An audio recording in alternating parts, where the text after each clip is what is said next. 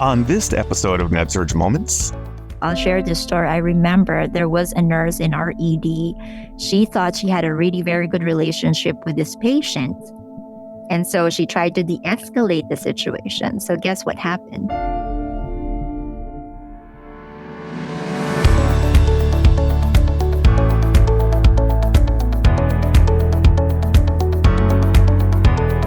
this is Eric. Maritess. Neal. And Laura. Welcome to MedSurg Moments, the AMSN podcast.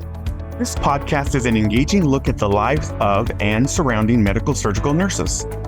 We're proud MedSurg nurses just like you, sharing our stories, insights, and experiences to support you in your nursing journey.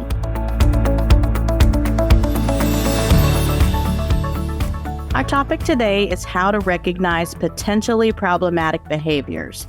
But as always, before we get started, let's begin with some personal updates. Roses, thorns. Eric, why don't you get us started? I am still working on my injury. I started physical therapy. That's going great. Good. What I want to talk about is DME. So, this is my first ever illness, anything ever going on with me. And seeing this side of it from a patient side, it's so eye-opening. Like a shower chair, I thought that would, for some reason, cure everything and be like this magical, wonderful thing that would just get me all cleaned up. But it's terrible sitting down to take a shower. I've got a walking boot. I've got crutches. I got so much stuff around here. It looks like a little flea market from the hospital. A urinal. I mean, gosh, all these things are just so new to me. It's eye-opening because it lets me see from the patient's point of view. And it kind of makes me want to get back to work because I'm like, oh my gosh, now I want to go do this and this and this and this. And on that point, I want to say, anyone that's listening, just reach out to your friends, even your enemies, if you haven't seen them in months, because it's pretty isolating. I'm pretty social, like at work and around. I don't want to hang out with you afterwards, but at work, we're great. But it's like when you're here, it's so isolating, and I can see how people really get depressed or just down on themselves. I know sometimes I can feel it, like my mental health kind of declines, and I think, well, I don't want to do my therapy today. But it's such a thing. I just want to say, if you've got someone that's ill, it's always nice just to shoot them a text or a call and say, hope you're doing well.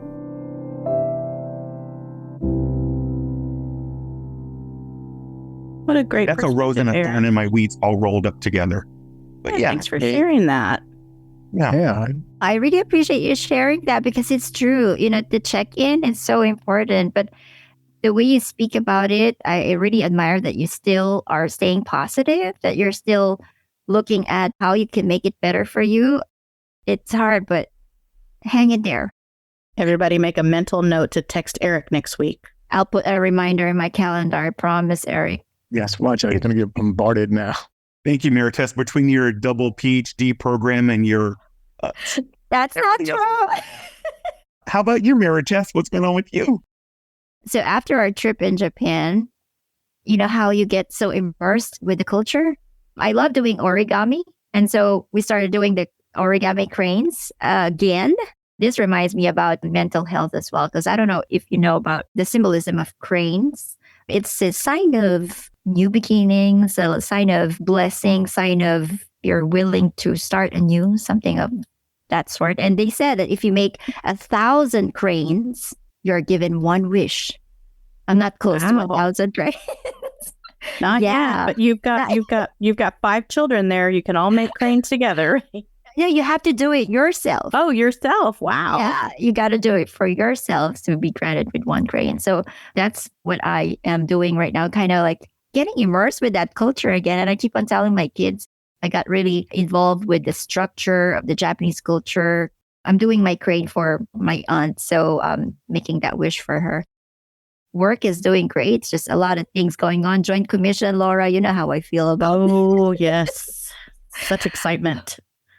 We got 3 hospitals that I'm covering. 2 of them will be going for Joint Commission. So pray for me. Long you list, got this. a lot of You spreadsheets. got this. Yeah, we have a great team. Cranes. Oh my gosh, yes. 3,000 cranes You needed. better start folding some Double cranes. stat. Learn to do it in your sleep. Oh goodness, I need to let everyone start doing it one at a time, right? Other than that, everything has been great. Nurses Week is coming up, so very happy that. Yeah, can you imagine nurses are getting recognized again and again?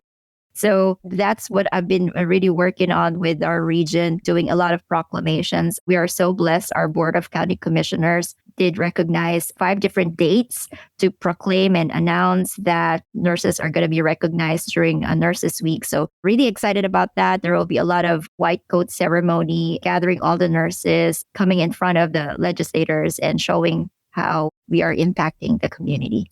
That's awesome. I'm not running Really for politics. awesome. No, but Right, obviously, where's your white coat, Miss Double PhD? Yes. no, I don't have a double PhD. I think that's going to be... Yeah. No, Yeah. no, sir.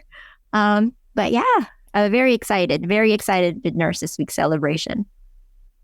How about you, Neal? What's going on?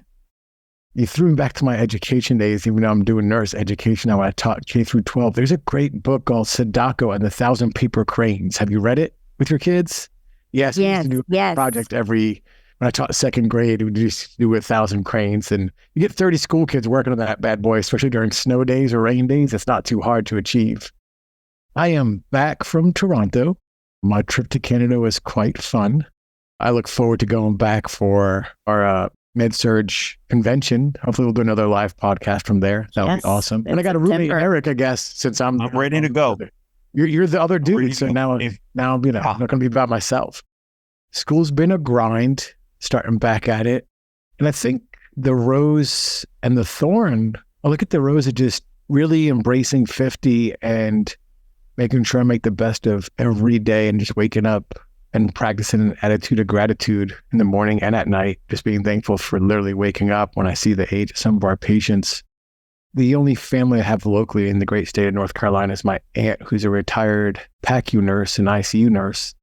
Her husband was a lawyer for the government. They relocated here from Virginia, Northern Virginia, about 16 years ago. And recently he was having some kidney problems, being a long-time diabetic. And so we're looking at the reality of dialysis soon.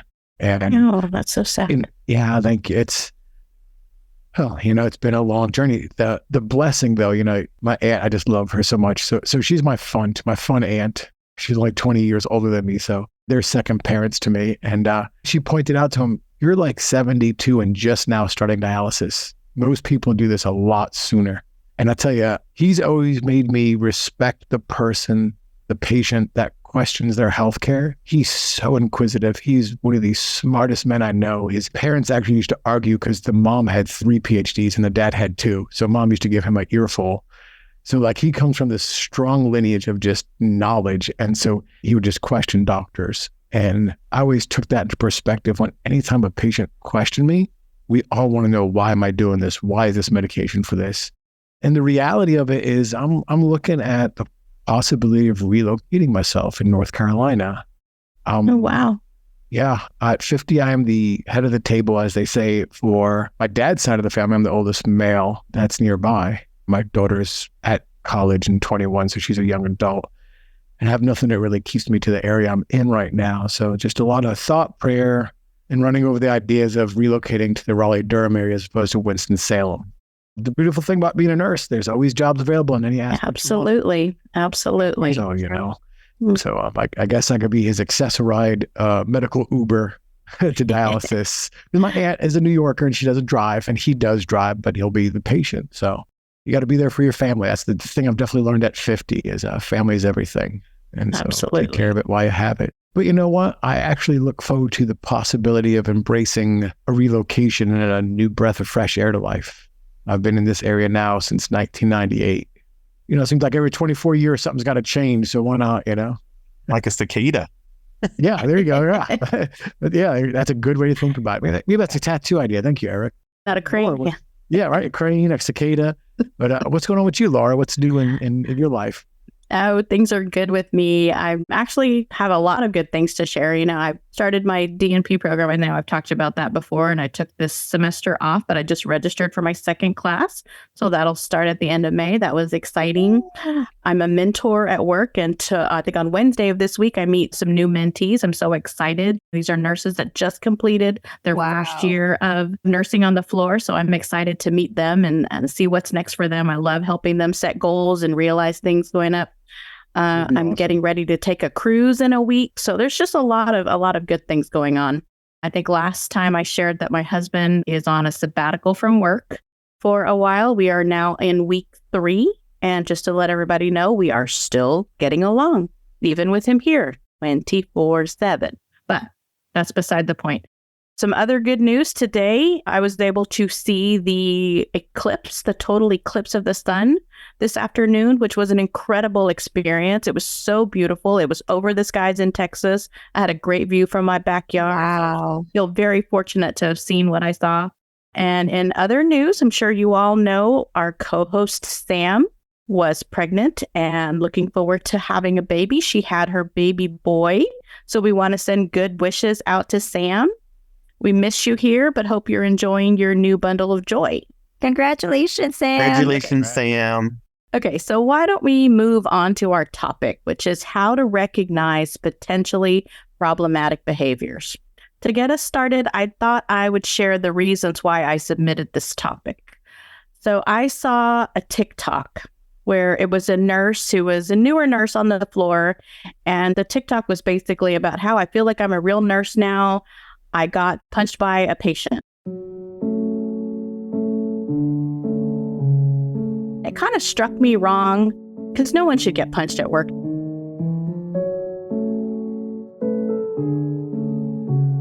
But I think a lot of nurses should just kind of take that as part of the job, and it shouldn't be part of the job.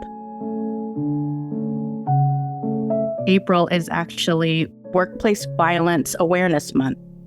And knowing that healthcare workers in general are 5 times more likely for violence to occur at work than any other profession.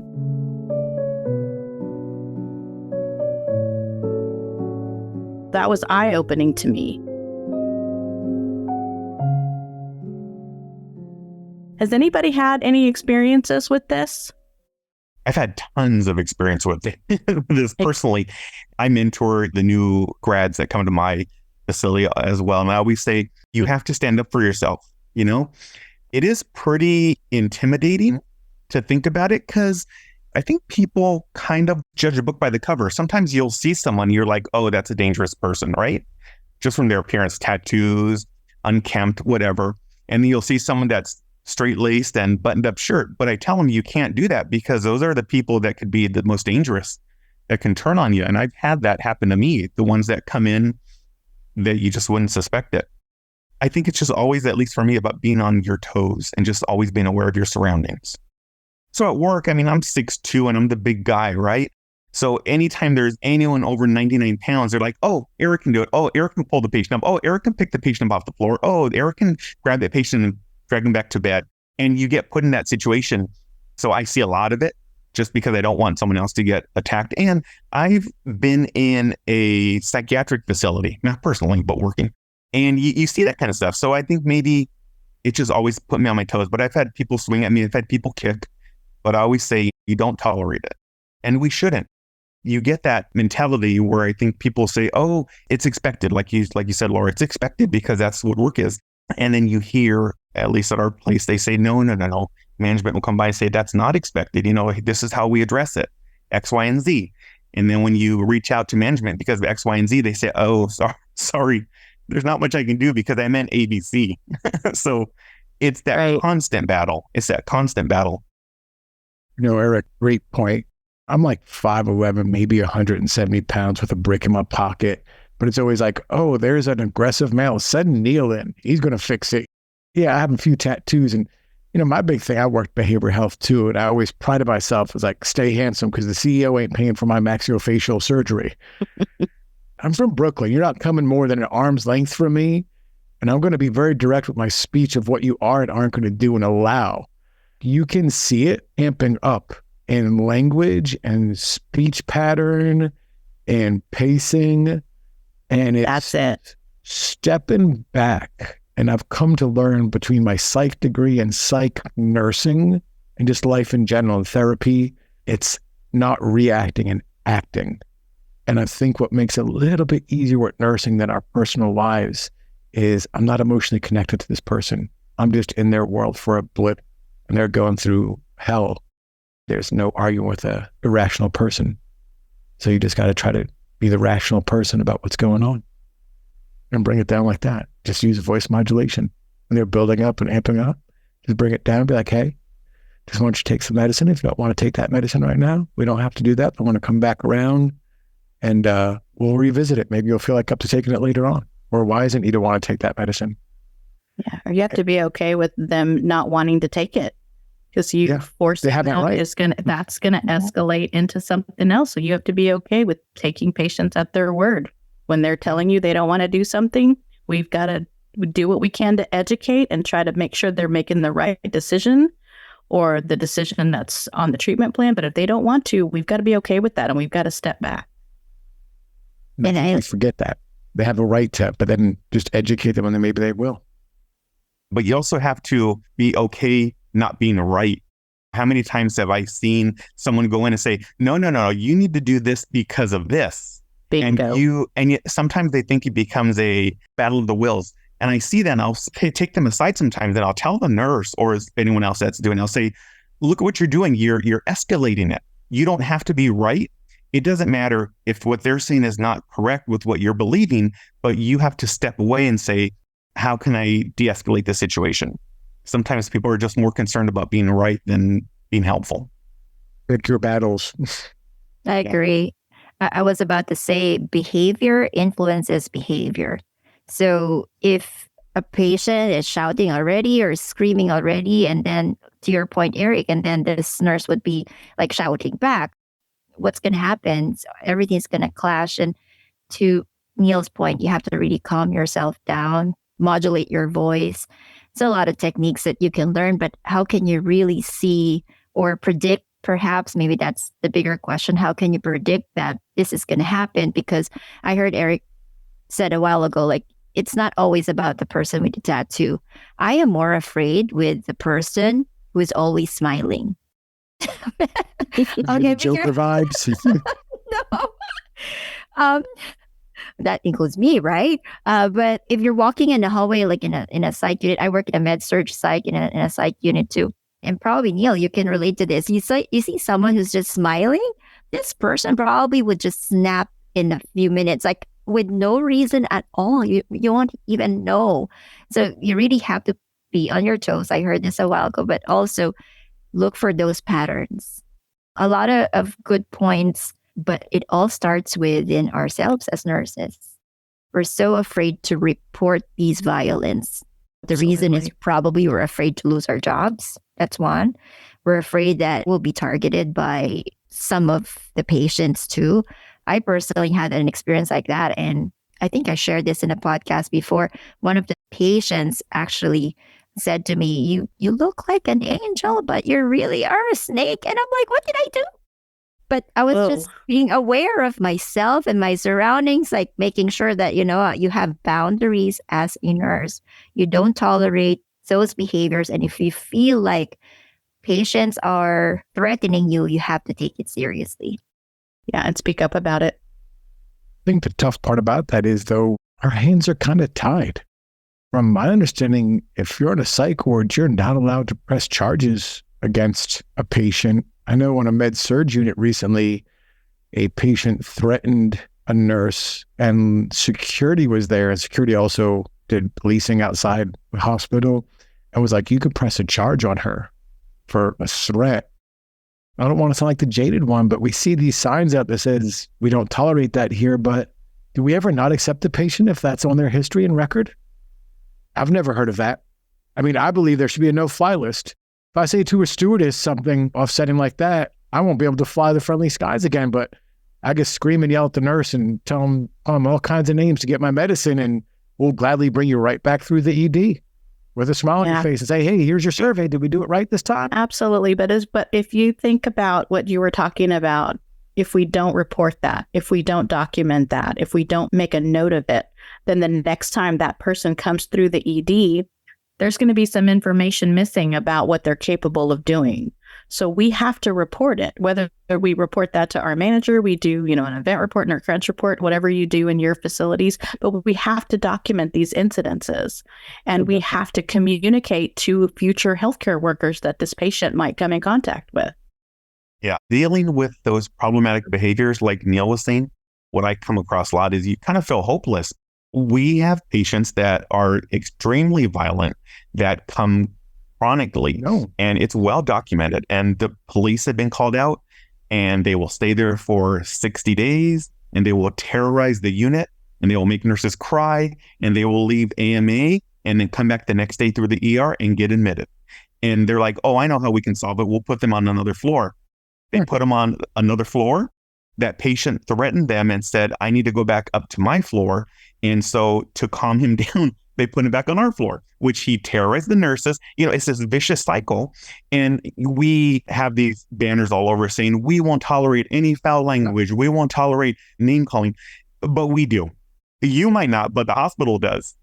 We had one patient who was really violent, and he chased the nurse around. And the only way they finally got him out, and management was there every single shift dealing with him. The only way is that nurse called the police and got a restraining order against him.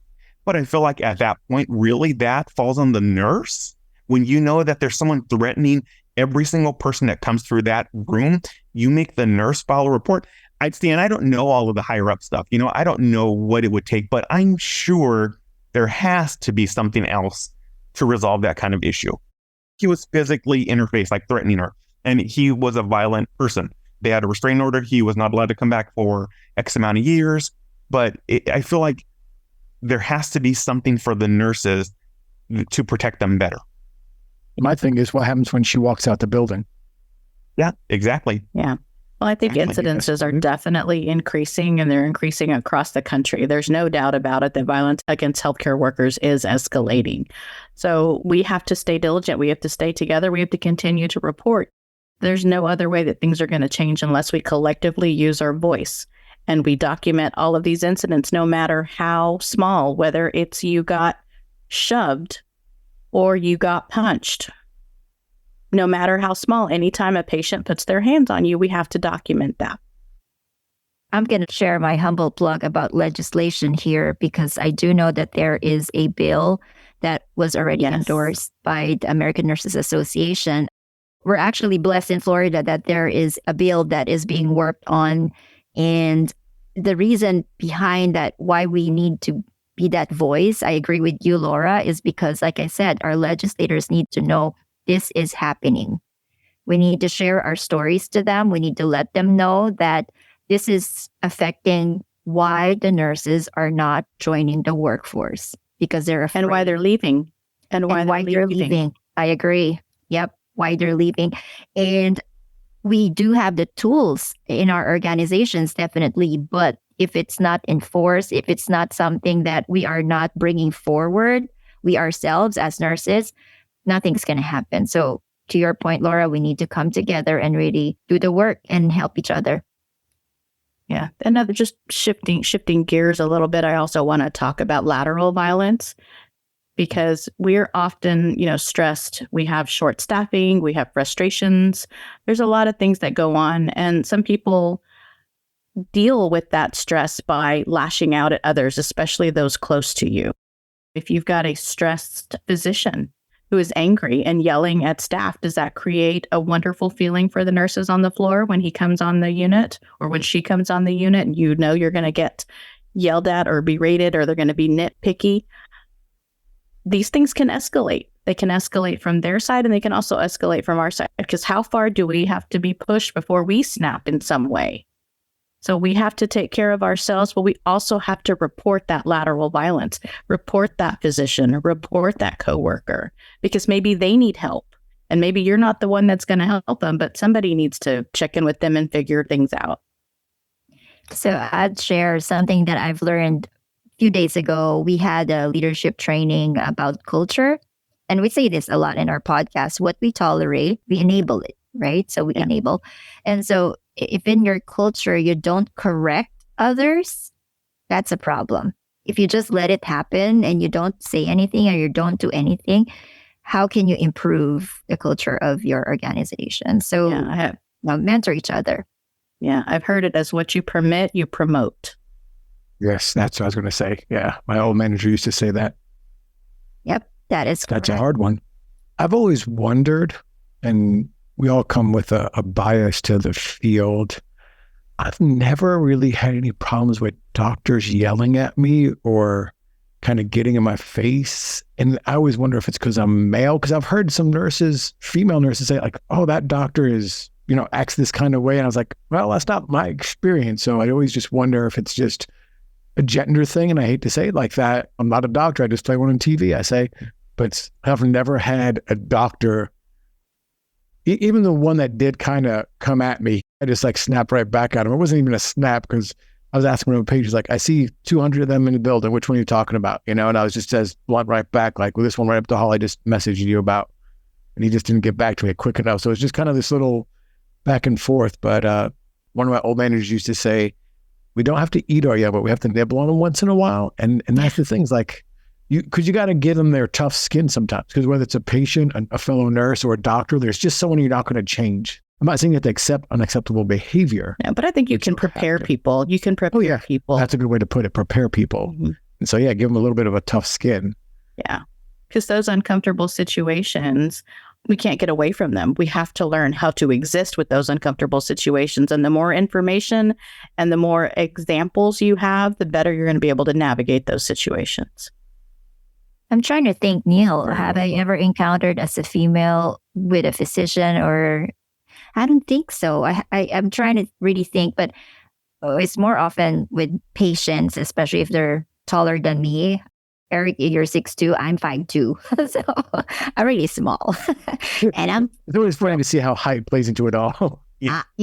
Like I'm small frame too, and so when I go inside a patient's room and someone's shouting, I don't use my height. Presence. I use my voice. Physical presence. I really use my voice and I really use more of my demeanor, like the Asian mom energy, the tiger mom Asian energy. You said that. I didn't want to say that. You said it. Tiger mom comes out. That's a whole different. Okay, that's racism right there. But you said it. I said it.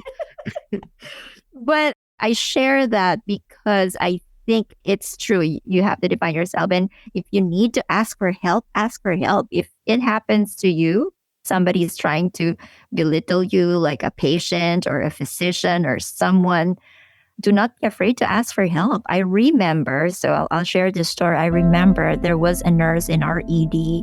She thought she had a really very good relationship with this patient. And so she tried to de-escalate the situation. So guess what happened? The patient stabbed her. Oh my gosh. She thought she was fine. She can do it on her own. She just turned around. The patient stabbed her and she was injured. This was many years ago, but I still share that story because it's an illness. We have to be cognizant that this may happen. And it's not their fault. It's not their fault. We just need to learn how to manage it. We need to learn to recognize it, and we need to learn how to take care of ourselves. How to speak up. Absolutely. Yeah. It is a stigma. I have a personal story. I don't think I wanted to share it because, that person actually passed away already. He was very upset with me because I don't want to give the Dilaudid at that time. Not that I don't want to give the Dilaudid, but I don't have the Dilaudid with me. The guy was 6'2", pinned me against the wall. I told myself, I'm going home tonight. In my calmest voice, I told the patient, if you let me go right now, I will get the Dilaudid.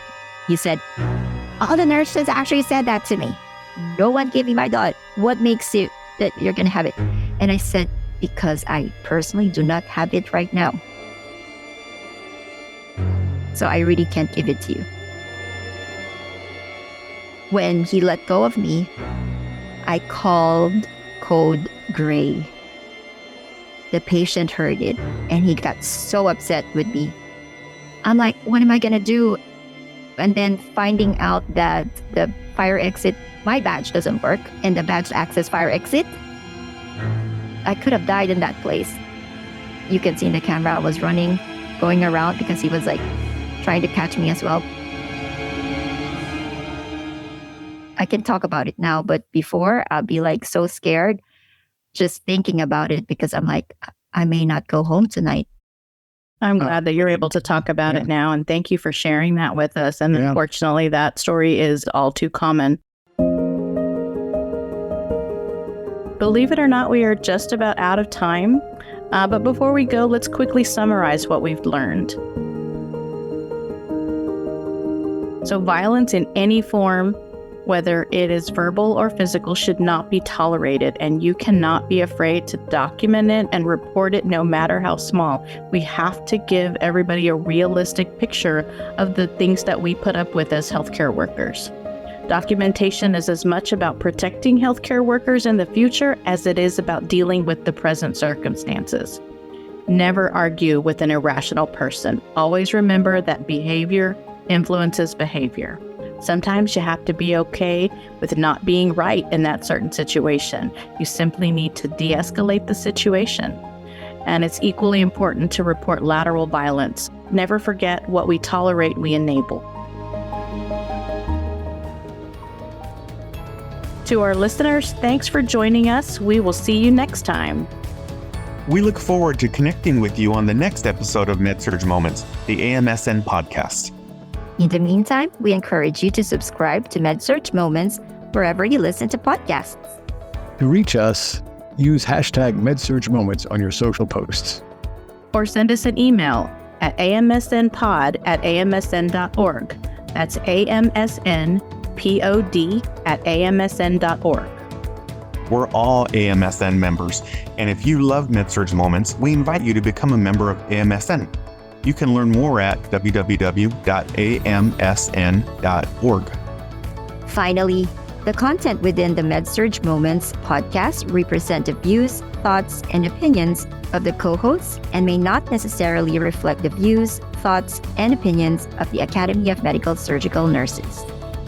Until next time, this is Neal, Laura, Maritess, and Eric. And always remember, MedSurg Moments is a moment in our lives and a moment in our MedSurg careers that make a huge difference.